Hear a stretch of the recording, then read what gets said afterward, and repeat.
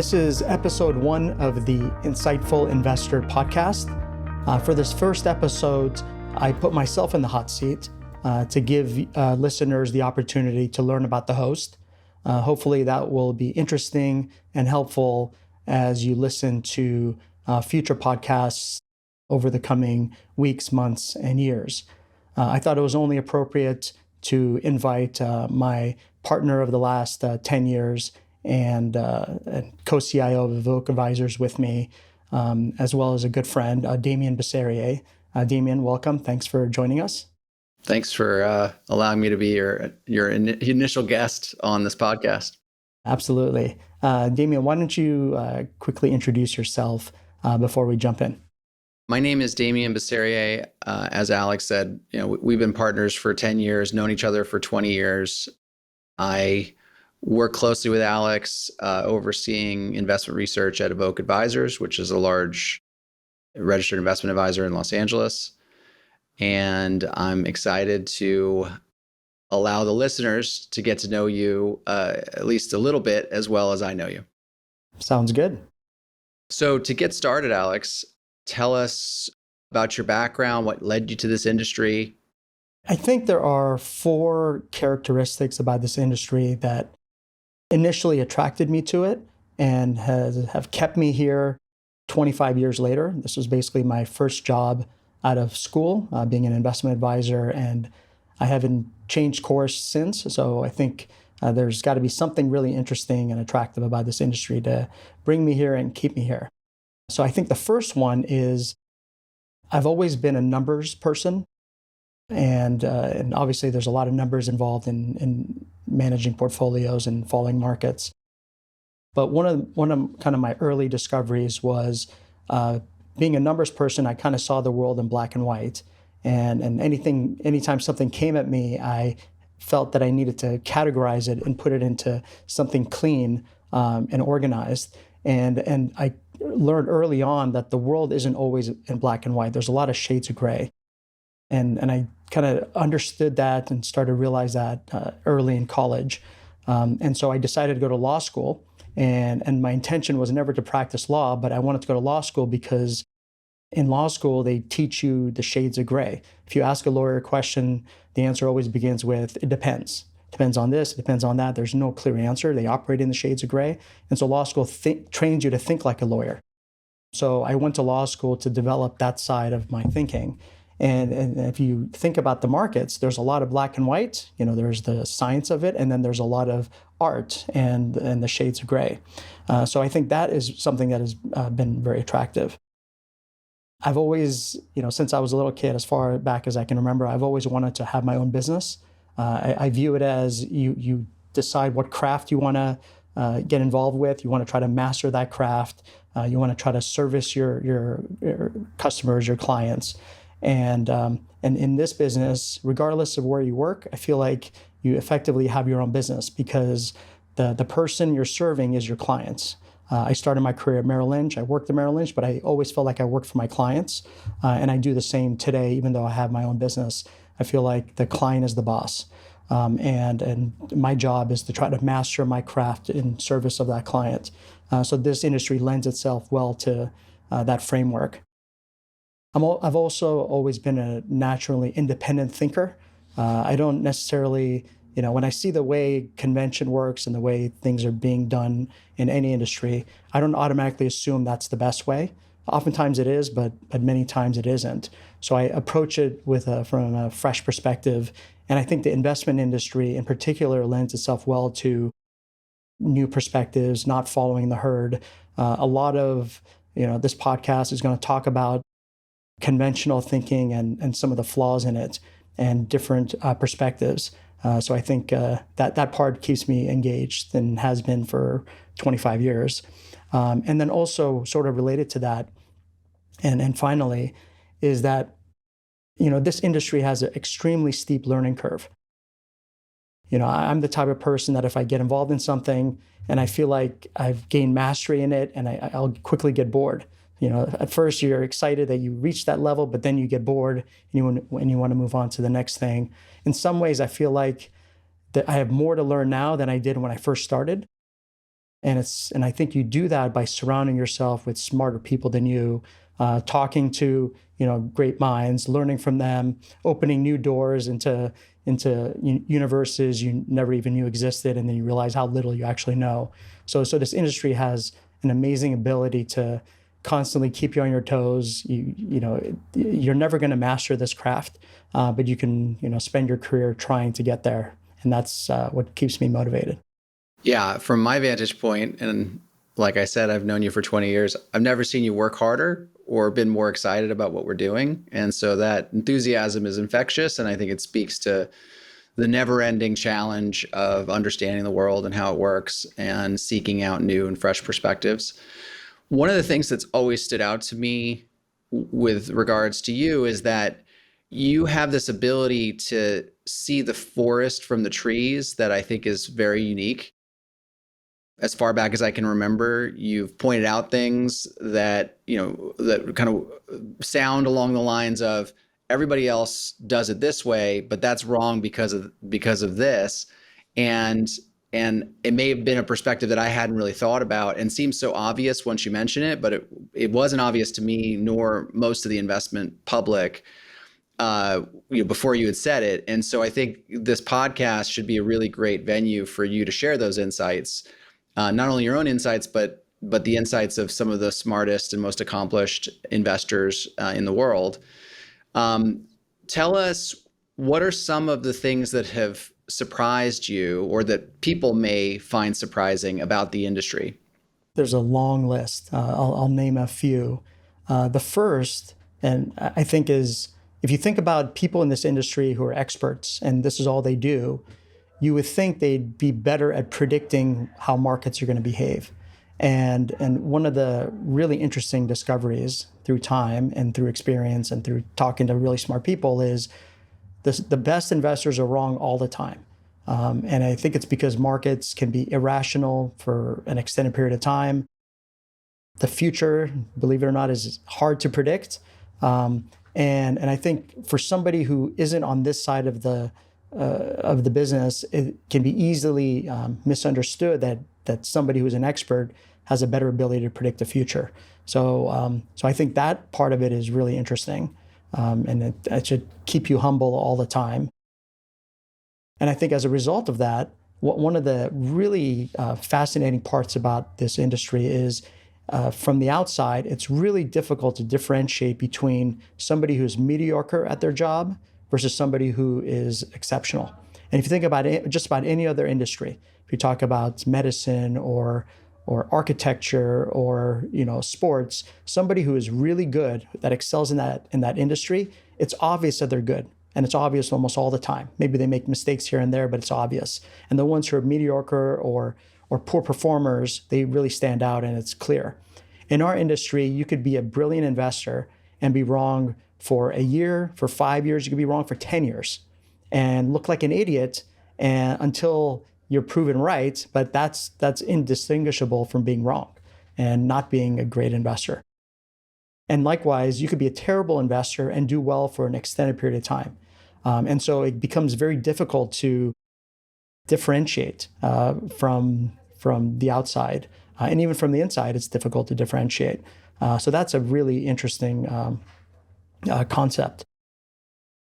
A lot of this industry is counterintuitive. It's widely misunderstood. It's underappreciated.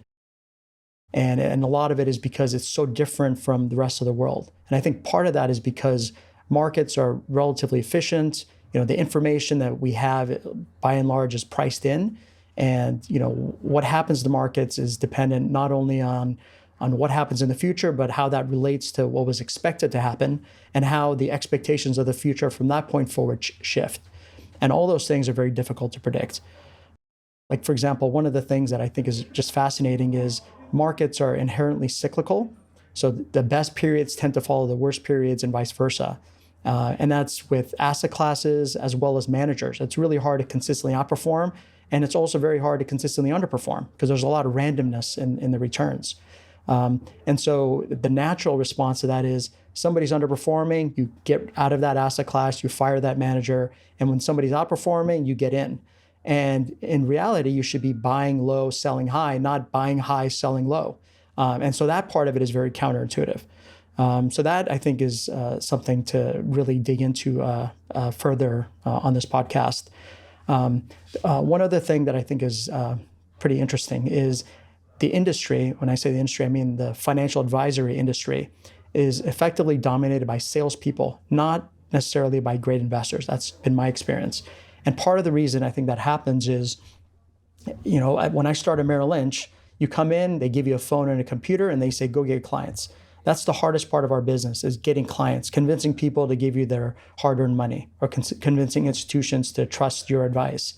And so you have to be a very good salesperson in order to cross that threshold and convince people to give you their money to manage.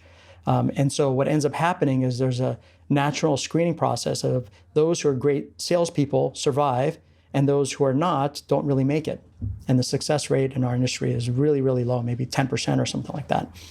And so the industry ends up being dominated by salespeople who know a little bit more about investing than whoever their clients are, whichever clients they serve. So the more sophisticated advisors may have more sophisticated clients, the less sophisticated clients. And as long as they know a little bit more, those clients have a hard time differentiating between that advisor and somebody who knows a lot more than them. As I mentioned, it's hard to differentiate between, great and mediocre.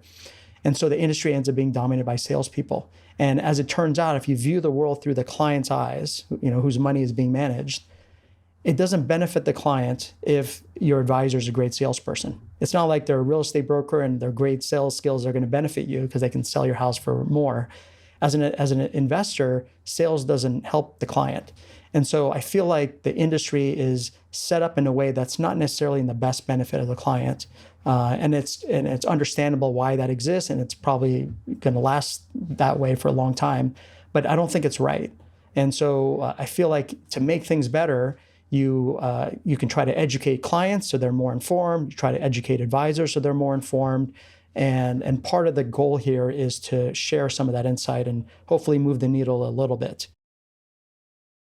There's a lot of randomness and luck in markets, and that can easily be confused for skill.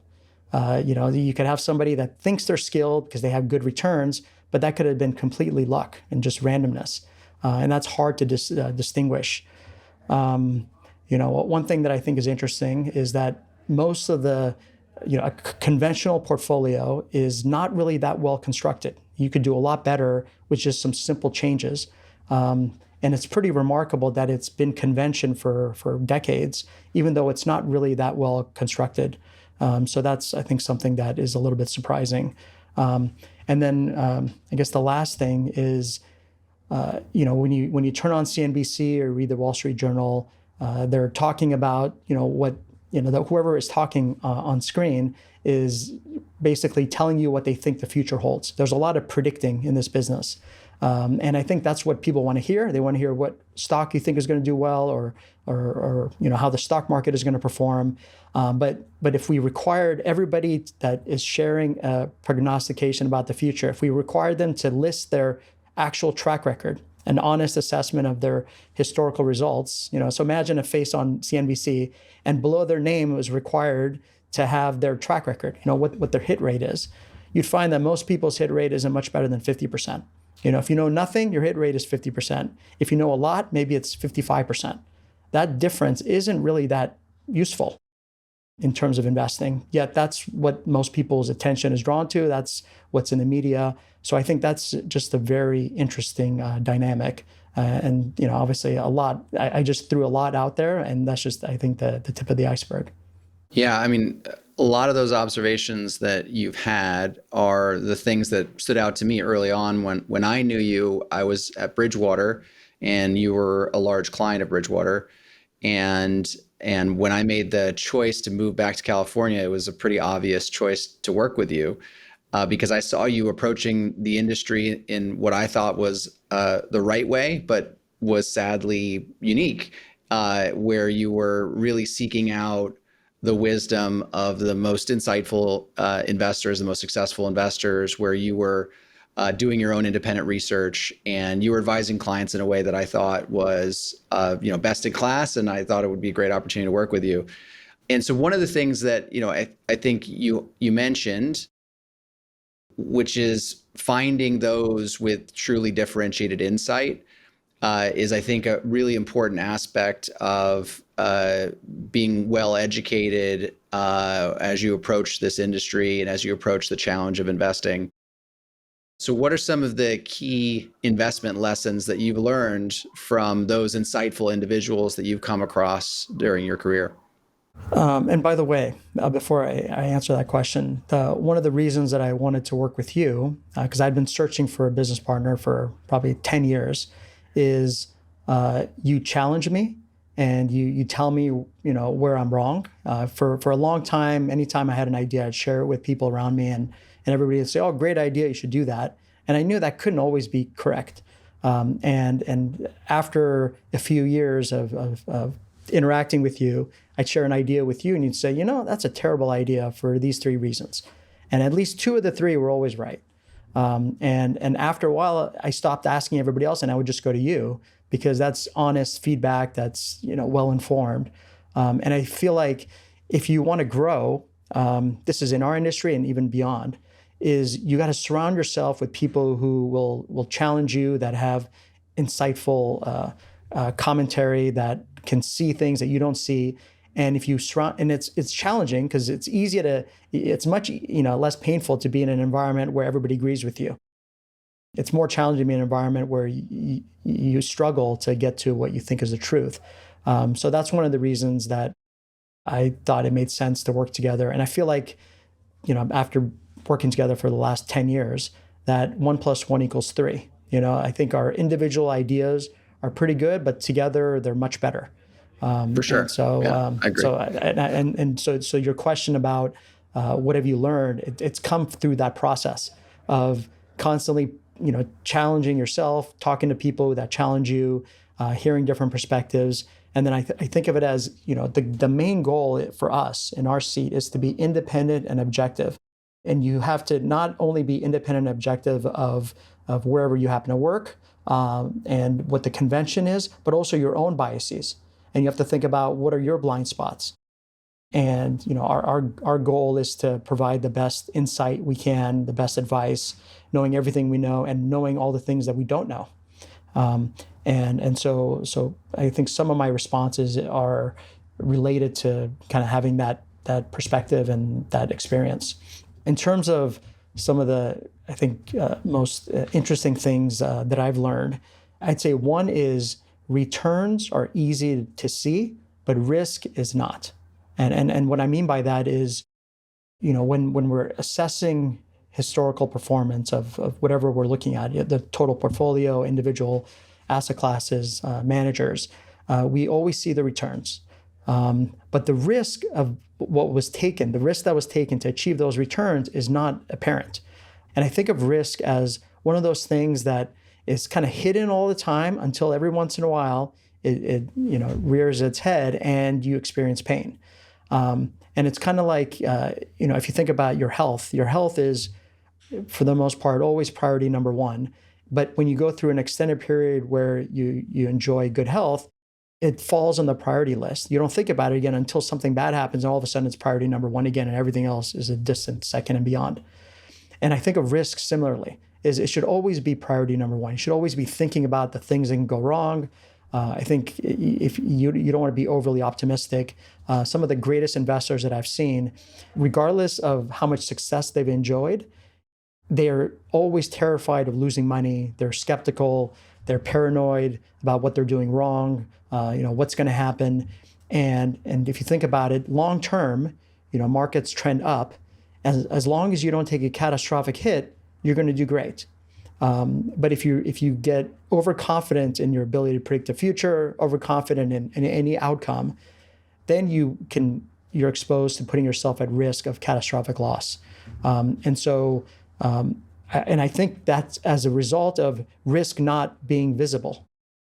When we look at it, like, so let's say the markets are up 20% in a year, and you look back, you can look at it and say, oh, that was 20%, those are great returns. and you can think about the opportunity cost of not getting that. I think about, think of it as like a roulette wheel, and it has 100 spaces, and you spin it, and it lands on plus 20 for last year. I don't think of it as the result of, I don't think about the final result of 20%. I think about how many spaces on that roulette wheel were plus 20, how many spaces were negative 20. And if it's, 1 out of 100 that was plus 20 and 99 that were negative 20, and it just so happens to land on plus 20, I don't view that as, if you got the plus 20, that was a good investment decision. So I think a lot of it is thinking about what is the makeup of that roulette wheel. It's always spinning.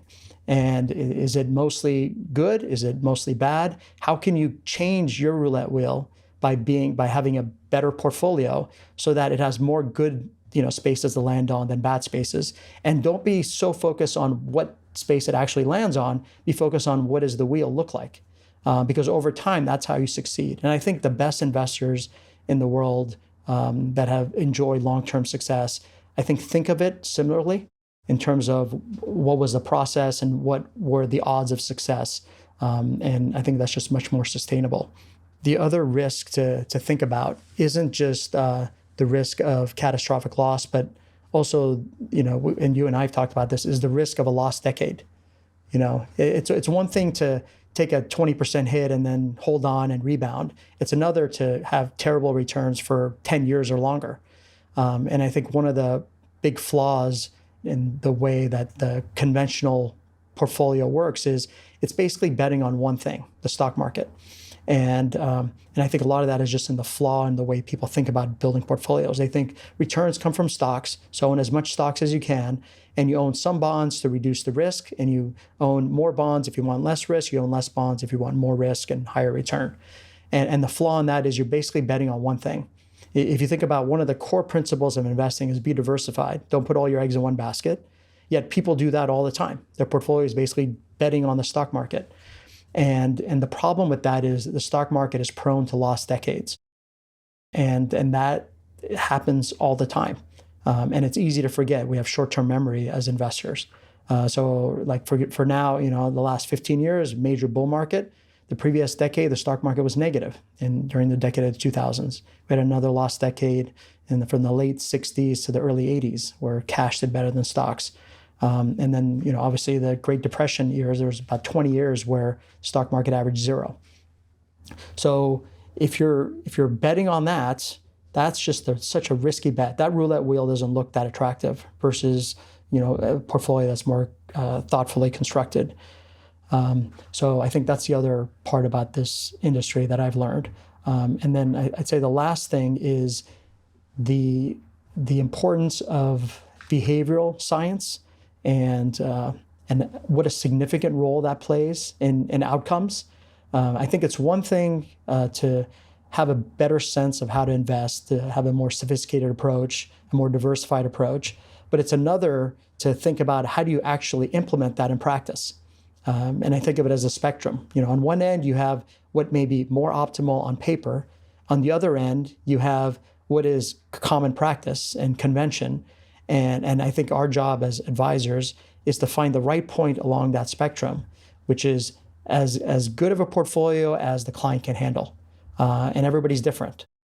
And it has something to do with sophistication. It also has something to do with whatever your reference point is. Is it the stock market? Is it an absolute return? It has a lot to do with your patience. I think as investors, you have to be very patient because things don't go up in a straight line. And you have to think about the path that you're on as opposed to what has happened over a short period of time. So the impact of behavioral responses to markets has to be factored into constructing portfolios for investors. Because generally people make decisions, investment decisions and life decisions based on emotion, as opposed to reason. And our job is to try to balance the two to get them to the best outcome for them. So that part of it is extremely challenging. I mean, in some ways, you're playing more psychologist than you are investment expert, but that's part of this industry, and it's something that people should be aware of. They should be aware of whatever their biases are. Whatever their reference point is in terms of how, judging success from failure. and factoring all that into the equation of, how do I build a good portfolio? Yeah, in many ways, I think this accumulation of knowledge and your desire to share this knowledge has really been the arc of your career. And if I think about the various things you've accomplished, writing a couple books on asset allocation, all of the recognition, just your, desire to share conversations with really accomplished business people and investors, for our client base, and all the research that you published. It's really been an effort to share these insights with investors and help them make better decisions to better, more reliably achieve their desired outcomes. So I think the next step in that evolution, that arc, is now the podcast. So tell us, why did you launch the podcast? What are you trying to accomplish? Well, I mean, this is part of my life goal, is to leave the world in a slightly better place than when I entered it. And when I kind of zoom in into the investment world, I just think there's so much there's just a lot of misinformation out there, where people read something, they see something, their intuition leads them down a certain path that may not be the truth. And I want to try to at least show a different perspective so people can make a better informed decision. And I think there's just not that much great quality content out there to begin with. And it's for the reasons that I described earlier. It's a difficult, industry to understand and appreciate and assess. So this is part of that arc that you described, to try to get in front of people more frequently and share some of those insights and hopefully move the needle a little bit. I mean, if I think about how much I've learned the last couple decades going through this, process, and having access to the, smartest people, and kind of, the experience that I've had, I feel in some ways a responsibility to share as much of that as I can. And that'll come through things that I say, but also interviewing people that I think have great insight. And my job as the host is to extract the great insight from that person. And in my experience, a lot of the interviews that I've seen, they don't ask the right questions. You have somebody who's brilliant in front of you, and you ask them, questions that doesn't really tap into that insight. And so my goal is to try to share that insight through those interviews. And ideally, I'd want to talk about things and cover topics and insights that most people don't see elsewhere. I think it's not a great use of time. It's not that productive to cover the same things that everybody else covers. It's kind of like the books that I wrote. It's a lot of work to write a book. And the first thing I did is I went out and said, is there another book written like this? If there is, then there's no point in going through the process. And because I couldn't find anything that was close, I went through that. And the same goal exists with this podcast, is to find topics and engage in conversations and share insights that you wouldn't hear in most places. And in many cases, maybe the opposite of what you hear elsewhere. And then you can decide what makes the most sense to you. And I think that the topics are going to cover a lot of what we've talked about today. And I'm hoping we'll discover new things that I haven't even thought about. And so part of this is a regular cadence for me, on a weekly basis, to interview smart people, gain insight, and I hope to grow through that process as well. And finally, I just think, the reason to launch a podcast is I just think it'll be really interesting and a lot of fun. And I hope the listeners, get to enjoy that with me. Well, I certainly, for one, am excited to hear what's in store, and maybe every so often might even join you for a couple of the podcasts. But I think it's something that will be a really great resource for our clients and for investors in general. So thank you, Alex. Thanks, Damien. I appreciate it. Thanks for listening. We hope you enjoyed this episode. Please visit our website at insightfulinvestor.org to access past shows and learn more about our podcast. If you have questions, feel free to email us at info@insightfulinvestor.org. And if you enjoyed the discussion, please subscribe to this podcast to ensure you don't miss future episodes. And don't forget to forward today's conversation to others you think would enjoy listening. This podcast is provided for informational purposes only and should not be relied upon as legal, business, investment, or tax advice. All opinions expressed by podcast participants are solely their own opinions and do not necessarily reflect the opinions of Evoke Advisors, their affiliates, or companies featured. Due to industry regulations, participants on this podcast are instructed not to make specific trade recommendations, nor reference past or potential profits. And listeners are reminded that securities trading, commodity trading, and alternative investments are complex and carry a risk of substantial losses. As such, they are not suitable for all investors.